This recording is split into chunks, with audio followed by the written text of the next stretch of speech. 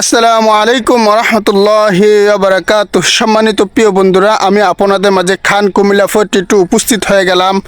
আপনাদের মাঝে কিছু কথা বলবো এবং কিছু প্রাকৃতিক দৃশ্য নিয়ে আলোচনা করব।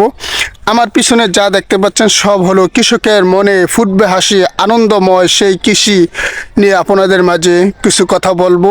আমার পিছনে যা দেখতে পাচ্ছেন সব হলো কৃষি, ধান চাষ, ধান রোপণ, ধান পায় হওয়ার পথে অনেক ধান কৃষক আনন্দ পাবে। কিসের মাঝে? কৃষক আনন্দ পাবে তার হাসির মাঝে, কৃষিকাজের মাঝে। সে আনন্দ নিয়ে কৃষক বেঁচে থাকে আমাদের মাঝে হাজার বছর।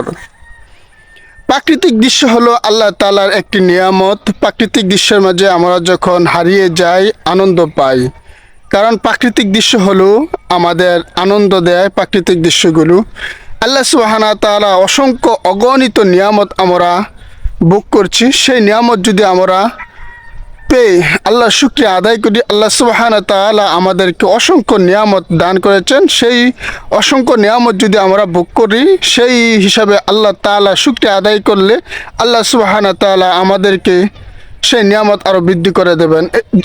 এই জন্য আমরা সব সময় শুকরিয়া আদায় করব রবের প্রতি, যে রব আপনাকে আমাকে সৃষ্টি করছেন, সেই রবের প্রতি শুকরিয়া আদায় করব। শুকরিয়া আদায় করব আলহামদুলিল্লাহ সদা সর্বদা। আপনি আল্লাহ তাআলার শুকরিয়া যদি আদায় করেন, আল্লাহ তাআলা বলেছেন কোনো বান্দাবান্দি যদি আমার নিয়ামত পেয়ে শুকরিয়া আদায় করে, তাহলে আমি তার নিয়ামতকে আরও বৃদ্ধি করিয়া দেই। আর কোনো বান্দাবান্দি যদি নিয়ামত পেয়ে তার শুকরিয়া আদায় না করে, আল্লাহ তাআলা তার নিয়ামত ছিনিয়ে নেন। তাই আসুন আল্লাহ তাআলার নিয়ামত পেয়ে আমরা সবসময় শুকরিয়া আদায় করব আল্লাহ সুবহানাহু ওয়া তাআলার দরবারে ইনশাআল্লাহ।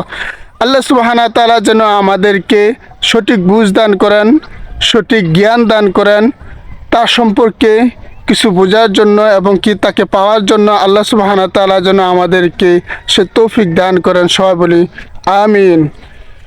সম্মানিত প্রিয় বন্ধুরা, আমি আপনাদের মাঝে ঘুরে ঘুরে দেখাচ্ছি কৃষকের সেই কৃষি চাষগুলো, প্রাকৃতিক দৃশ্য, ধান চাষ।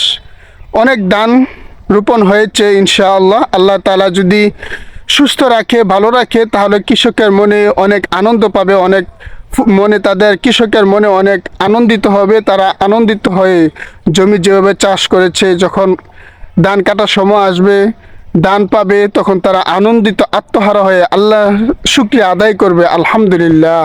তাই আসুন আমরাও সবসময় আল্লাহ তাআলার শুকরিয়া আদায় করি। আল্লাহ তাআলার নিয়ামত যেহেতু পেয়েছি, রাসূল সাল্লাল্লাহু আলাইহি সাল্লাম এক হাদিসে বলেছেন, কোনো বান্দাবান্দি যদি আল্লাহ তাআলা সৃষ্টি জীব নিয়ে চিন্তা ফিকির করে, গবেষণা করে, প্রাকৃতিক দৃশ্য নিয়ে চিন্তা ফিকির করে, গবেষণা করে, তাহলে আল্লাহ সুবহানাহু ওয়া তাআলা তার 60 বছরের নফল ইবাদতের সওয়াব তার আমলনামায় আল্লাহ সুবহানাহু ওয়া তাআলা দান করেন। সুবহানাল্লাহ। আপনি যদি আল্লাহর সৃষ্টি জীব নিয়ে, আল্লাহ তাআলার সৃষ্টি জীব নিয়ে গবেষণা করেন, চিন্তা ফিকির করেন, আল্লাহ তাআলা কীভাবে এটা সৃষ্টি করলো, কী উদ্দেশ্য, কী কারণ, এগুলা নিয়ে যদি আপনি চিন্তা ফিকির করেন, গবেষণা করেন, তাহলে আমরা আল্লাহ তাআলাকে চিনতে পাবো। আল্লাহ তাআলার হুকুম আহকাম যদি সঠিকভাবে পালন করতে পারি, আল্লাহ রাসূলের মাধ্যমে জানিয়ে দিয়েছেন, কোনো বান্দাবান্দি যদি সৃষ্টি জীব নিয়ে চিন্তা ফিকির করে বিকালবেলায়, খাস করে আসরের পর মাগরিবের আগ মুহূর্তে যদি কোনো বান্দাবান্দি তার সৃষ্টি জীব নিয়ে গবেষণা করে, চিন্তা করে, আল্লাহ সুবহানাহু ওয়া তাআলা 60 বছরের নফল ইবাদতের সওয়াব তার আমলনামায় দান করেন। সুবহানাল্লাহ।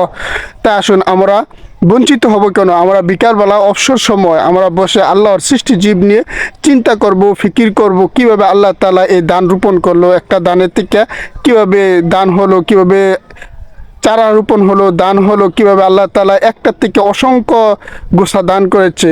সুবহানাল্লাহ। এগুলা নিয়ে যদি আমরা চিন্তা করি, গবেষণা করি, তাহলে আমাদের মস্তিষ্ক খুলে যাবে আল্লাহর দিকে ইনশাআল্লাহ। সবাই সুস্থ থাকবেন, ভালো থাকবেন, সেই প্রত্যাশা রেখে আপনাদের কাছ থেকে বিদায় নিচ্ছি। খান কুমিল্লা 42। সবাই ভালো থাকবেন। আল্লাহ হাফেজ। আসসালামু আলাইকুম।